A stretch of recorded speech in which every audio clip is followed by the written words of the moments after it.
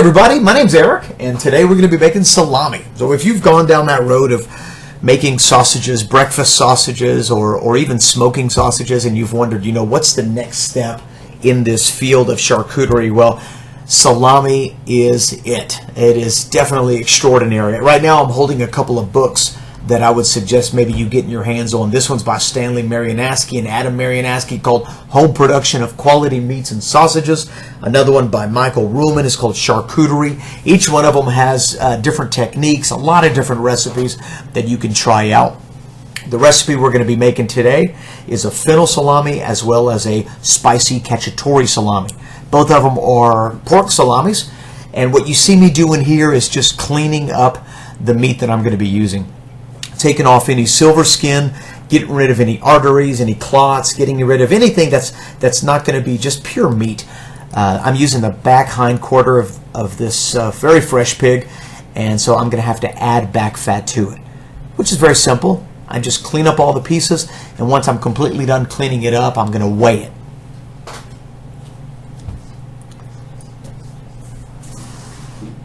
Because we're going to be making two different varieties of sausages, of salamis, I'm taking all of the pork that I've cleaned and processed, and I'm just going to split it right down the middle. It ends up being about 10 kilos of one and 10 kilos of another. So this is going to do a couple of things for me. Number one, it's going to help me understand how much fat I need to add. I need a 80% lean to 20% fat ratio. And so by doing this, I'm going to know exactly how much fat to have 80 to 20. But also, after it's all said and done, I'm going to be able to weigh my fat with my pork, and I'm going to know how much seasoning to add, which is the very next step. At this point, everything's very chilled, everything's very cold. The meat was partially frozen. It's just easier to process like that. And so we're just separating, and I'm going to start to get all my spices ready. So as you can see, I got a scale right there in front. I'm separating my already processed meat into bins, and we're going to be moving on to the next step.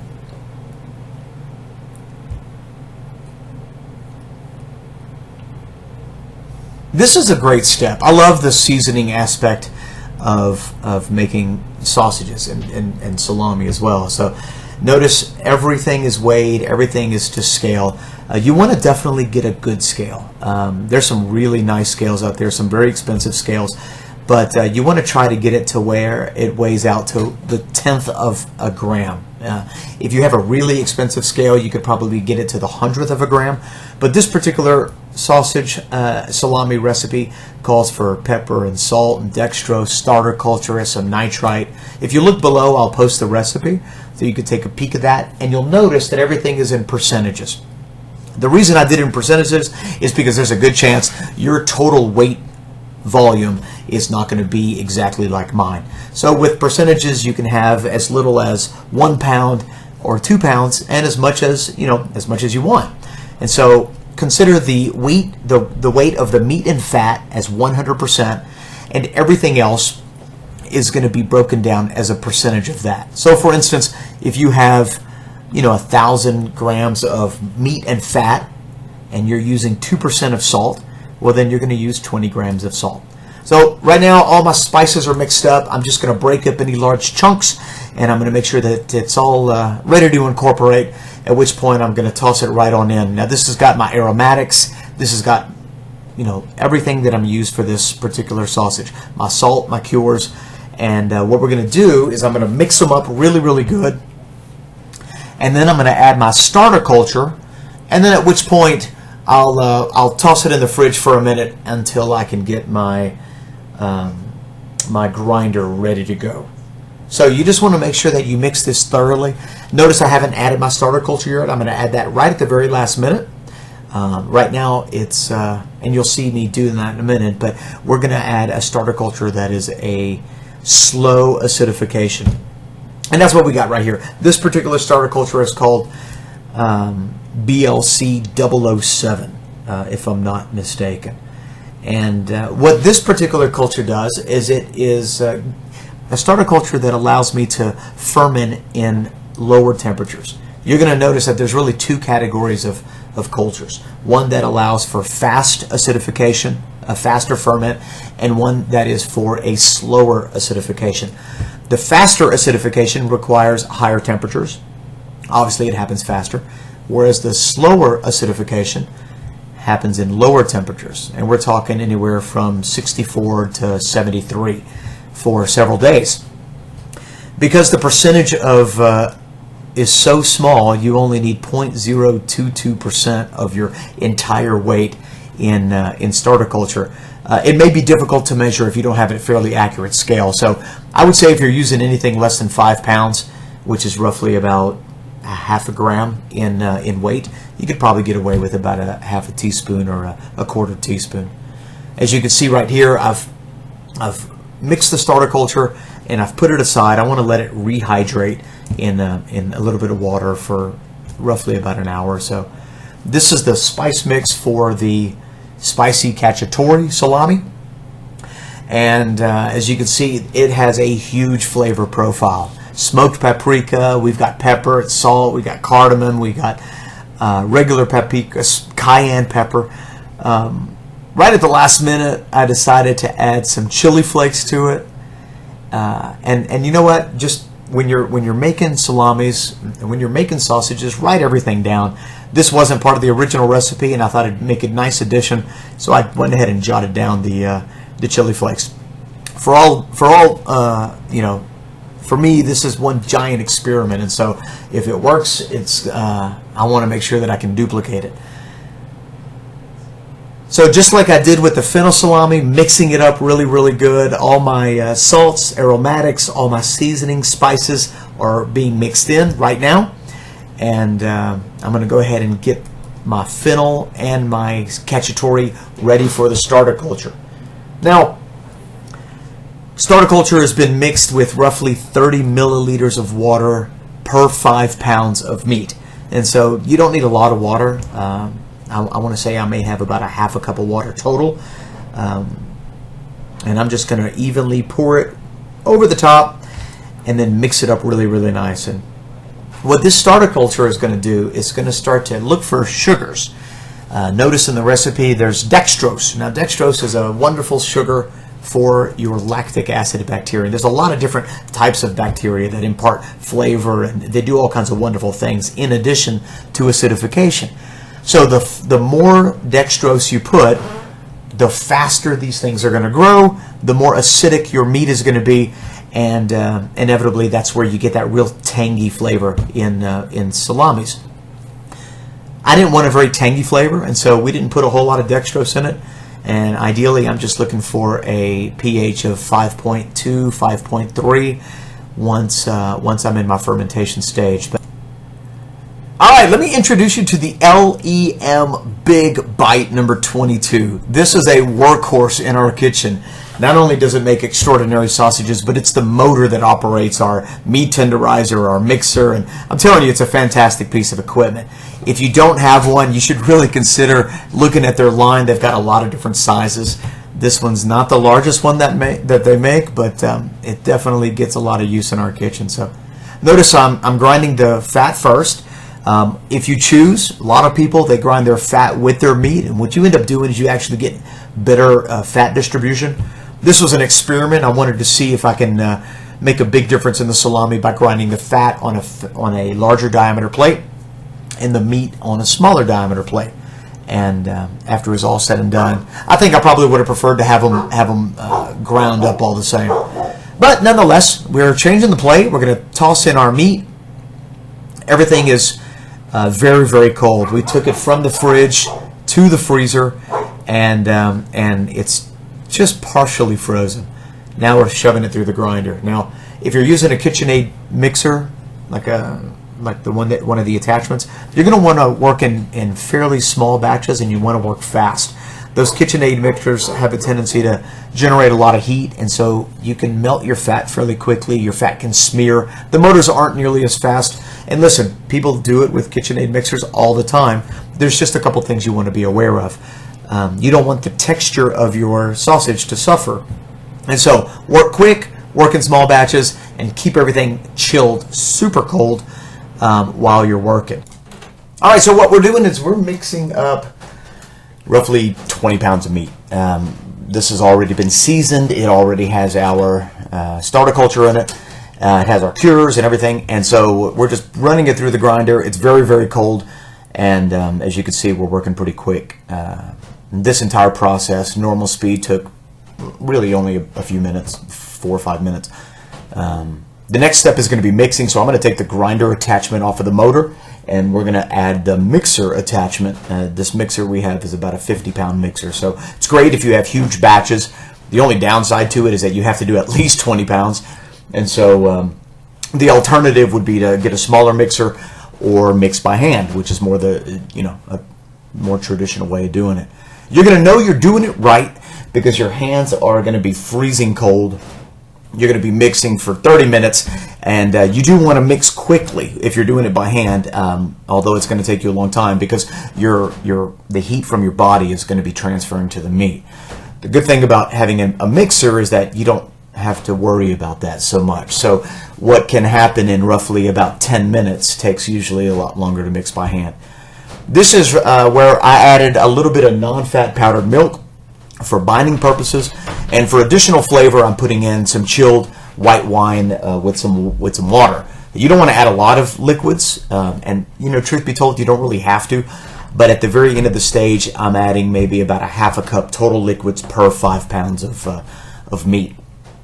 Because I didn't grind my fat with my meat, I'm having to add it in later, and as you can see, I'm not getting the best distribution of it, and so I think I'll probably end up mixing it with the grind in the first stage, and that way everything's ground up. And as long as it's kept nice and frozen, then your particles of meat are going to be really, really defined. Alternatively, you can hand chop your meat and toss it in. You're going to have much bigger particles. So notice the texture changing a little bit. You're going to know it's finished when it's really, really tacky. Roughly 8 to 10 minutes is a good time with a mixer. By hand, it's hard to say. It depends on how you're mixing it, but you're going to notice that when you grab a handful of it, it's just going to stick to your hand and it's incredibly tacky. And so that's going to give you the binding properties. This is a bacteria called Penicillium nalgiovensis. It's sold on the market as Bactofirm 600. And all I'm doing is I'm adding a little bit to some water so that I can rehydrate. I should have probably did this the night before. Some people do it the night before. After it's all said and done, I realized that it didn't really matter for me. But if you do it the night before, a good idea would be to add a little dextrose. Remember that bacteria loves to eat that dextrose. That's that bacteria food. And so what people do is they'll add like a 1/4 teaspoon of dextrose, and then the day that they're going to use it, another 1/4 teaspoon of dextrose. And that bacteria is going to be live and moving. This particular Bactofirm, I'm going to just put a lid on it and set it to the side and get it ready for the next step. But what we're going to do is we're going to coat all of our salamis with it, and it's going to give it a really good chance to cultivate and to grow and be a great line of defense against unwanted bacteria. It's highly recommended that you use it, especially if you're making salami for the very first time, because who knows what kind of bacteria is growing in your chamber. Well, this really protects your salami because it is a fast-growing bacteria. So what we're doing here is we're just stuffing sausages. I'm using a 90mm synthetic casing I got from the sausage maker. I'm putting a link below so you could take a peek at that. Also, Craft Butcher's Pantry, another great website for everything sausage. You can get your starter cultures, seasonings, your casings, all equipment. You can get all kinds of stuff from those guys. You want to make sure that salami is packed tightly. You don't want any air pockets. Sometimes air pockets are inevitable. In a minute, I'm going to show you how to get rid of that. But pack it as tight as you can, tie it off really good, and then do your next one. I'm taking that little bit of force meat that's sticking out of that tube, and I'm putting it in a Pyrex glass dish. And you'll see later, towards the end of the video, that in the fermentation stage, that Pyrex glass dish is what I'm going to be using to test the pH of the meat. That way I don't have to disrupt the actual sausages themselves. So in this case right here, we're just packing it super tight. Synthetic casings can withstand a little more pressure than natural casings. And so don't be afraid to really get it in there. Tie it off really, really nice. It's great if you have 2 people. Sometimes that's not always an option, but in this case it is for me. We're going to use natural hog casings in a minute, 32, 34, and I wanted to do an experiment to determine the dry time between synthetic and natural, and then also the diameter and the length, and to see which one worked and which one worked faster. And well, the results were simply drying happened at a much faster rate when the diameter of the sausage was smaller. Go figure, right? And so the length of the sausage didn't matter so much, simply the diameter. So if you want a quick product, and I'm talking maybe 4 weeks, 3 to 4 weeks, you're going to want to use a smaller diameter sausage. If you're going to, casing. If you want, pepperoni style, if you want salami style, more traditional with, 90 millimeter, 120 millimeter, then it's going to take you anywhere from, 6 weeks to 8 weeks, depending on the conditions of your chamber. The 32-34s took about 4 weeks to dry at a 42% weight loss, which I found to be extremely delicious. You could start checking it at about 30%, but the lower your percentage, the softer your salami is going to be. Right now, we're just filling the natural hog casings, tying them off at each end. I did a bunch of different sizes, and some were really long that were folded, some were more like this.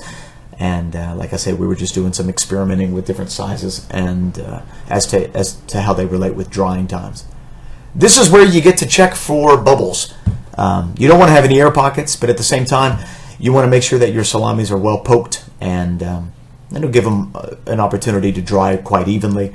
If your sausages are stuffed very tightly and you do find a air pocket, the second you poke it, that little salami force meat inside is going to fill that pocket, and you won't have any place for unwanted bacteria to grow. And that's the problem with air pockets. You're harvesting a little pocket of air that's got oxygen that can grow unwanted bacteria. So you want to try to really thoroughly check your sausages to make sure you don't have any of that. This one's the Fennel salami. I did the same for the Cacciatore, and I just didn't videotape it. All right, now we're on to the last few stages of salami making. This particular stage isn't necessary for those of you who are using synthetic casings, but I did want to do it so that you could see if you're using a natural casing like a beef bung or a beef middle or something like that, you're definitely going to want to tie up your sausage. This is important because you don't want your sausage casing to rip, and this tying process is going to give you support from the bottom to the top over the length of the course of your drying. So sometimes it takes 8 weeks, sometimes it takes 12 weeks, and this is going to really provide a support system. As you're going to notice, it's a fairly simple maneuver. You pull the string, you flip it with your hand, and you bring it on the other side. And there's some really great videos on YouTube on how to, it's called trussing your sausage. You just want to make sure that it's tight. You want to make sure that it's even. You want to make sure that each one of them is the same distance apart, and that's really more for presentation. It's going to give you a real nice showing once you're completely done, because imagine you're going to have Penicillium nalgiovensis that's been growing over the entire thing. It's going to be solid white. You're going to have your lattice work done, and it's just going to look really, really nice. Now, if you don't care about any of that, then tie it up. It doesn't really matter the distance. You definitely want to make it nice and tight, but aesthetics isn't going to be nearly as important if you don't care about obviously the way the finished product looks. You're going to tie it from the bottom to the top. Where ours is going to be hanging is the opposite end of where I'm tying it, and so everything is going to be supported from the bottom moving on up. So it's going to give you a really nice strong salami. We're on to the last step. I hope you're ready. The hard part is over, and we're about to get to the waiting game. All right, so I didn't soak my casings in this solution. Some people, once they soak their casings and they desalinate them, they'll put them in this Penicillium nalgiovensis mixture, and what that does is it inoculates your casings and it gives them a real head start. I didn't do that. I just brushed them on, and so I'm using a brush that we use for this. And liberally applying this bacteria juice all over the sausages. And what this is going to do, this is going to dry in the curing chamber, and that bacteria is going to remain, and it's just going to start to grow rapidly. Now you're going to notice that Penicillium nalgiovensis grows thicker and faster on the meat part of your sausage, where if you have any fat on the exposed surface, it's going to grow. It's just going to grow a little bit slower, so don't be alarmed if you see spots that don't have coverage. Sometimes it takes a little bit longer to grow on the fat itself, but it will grow. At the end of this video, I did a time lapse 15 days so that you could take a look at what each day produces in the realm of growing. Now that we're done with that, I'm going to go ahead and put it in my chamber. My chamber is very simple. It has a thermostat control, it has a humidity control, it has a humidifier and a dehumidifier. And so what I'm doing is I'm in essence controlling the temperature and the humidity because I want to maintain very specific parameters. The first stage is fermentation, so my temperature is going to be higher than normal. It's going to be in the high 60s, and my humidity is going to be a little bit higher. Notice my salamis are ready to go. There's that force meat. Did you see it right there in the bottom right-hand corner? There it is. That's the what I'm going to be using to test the pH. And then finally, you want to write everything down. Write your starting weight and your target weight. My target weight was about 40%. So I went ahead and wrote it down just for simplicity purposes. But here's our time lapse. Notice on day 1 and 2, these are fermentation days. You're going to see the salamis change color. Nice. And the bacteria is starting to grow pretty rapidly. Day 3, I converted the chamber into a drying chamber, so my temperature got reduced down to 55 degrees Fahrenheit and 80% humidity. And I'm going to keep it there for the duration of the period. I know that's going to take a little bit longer for me to dry my sausages, but I'm going to end up getting a better flavored salami, a better flavored whole muscle, and I'm going to reduce the risk of something that they call case hardening. Look at day 4 and day 5. The mold growth on the salamis, you can see them right there in the back, it's starting to spread really good, and nothing yet on my whole mussels. So the whole mussels have only been in there for a couple of days. You got duck, copa, loin, you got pancetta right there in the back. Day 7, here it comes.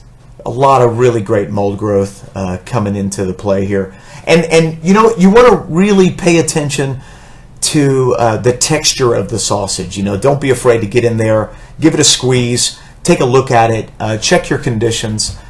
In the beginning, you're going to probably want to check it 100 times a day. Look at day 8. Right now, our mold is growing really well on the whole mussels. You're going to start to see it a little splotchy because of the fat that's exposed right next to the casing, but that's not a big deal. At day 10, I took the salamis from the back of the curing chamber to the front of the curing chamber just to give it a little rotation, and right here you have a really good idea of what it looks like at day 10. If you happen to notice any kind of slight ammonia smell, lower the temperature of your chamber, and that's going to help out. That's just the gases that are being released from the penicillium. Not to worry about that. This is basically a rudimentary video on how to make salamis. It's not that complicated, although there are a lot of steps. You want to work in a clean environment. You want to make sure that you salt your meats properly. You want to make sure that you use a starter culture. You want to make sure that you use this Penicillium nalgiavensis. Those are all steps in assuring a good quality product. Also, it's safe to know and do some research on some of the dangers if you don't use any of those. If you don't use enough salt, if you don't use the right amount of cure, what are some of the dangers? After it's all said and done, though, it's a waiting game. At this point, we're going to wait for 8 weeks. I'm going to check it every day, check my weight loss, and write everything down. Make sure that you have fun, work safe, work clean, and thanks a lot for watching this video. Take care.